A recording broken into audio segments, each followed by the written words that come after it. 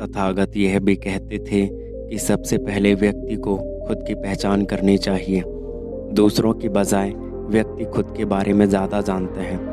उनका मत था कि बुराई से घृणा करो, बुरे व्यक्ति से नहीं।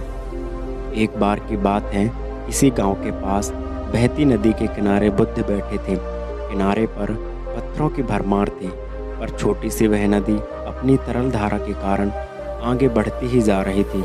बुद्ध ने विचार किया कि यह छोटी सी नदी अपनी तरलता के कारण कितनों की प्यास बुझाती है, लेकिन भारी भरकम पत्थर एक ही स्थान पर पड़े रहते हैं और दूसरों के मार्ग में बाधक बनते रहते हैं। इस घटना की सीख यह है कि दूसरों के रास्ते में रोड़े अटकाने वाले खुद कभी आगे नहीं बढ़ पाते, परंतु जो दूसरों को सद्भाव और स्नेह देता है वह स्वयं भी आगे बढ़ जाता है।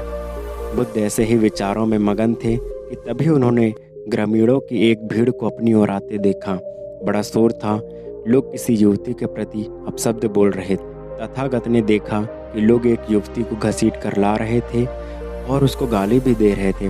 भीड़ के नज़दीक आने पर बुद्ध ने लोगों से युवती को पीटने और अपशब्द कहने का कारण पूछा। लोगों ने कहा, यह स्त्री व्यभिचारी है और हमारे समाज का नियम है कि यदि व्यभिचारी स्त्री पकड़ी जाए तो उसे पत्थरों से कुचलकर मार डालना चाहिए। तथागत ने युवती की ओर देखा और कहा, जो तुम चाहते हो वही करो, पर मेरी एक शर्त है कि पत्थर मारने का अधिकारी वही है जिसने कभी व्यभिचार ना किया हो और ना ही उसके मन में ऐसे विचार कभी आए हों। इतना कहकर तथागत शांत हो गए। चारों ओर मौन था।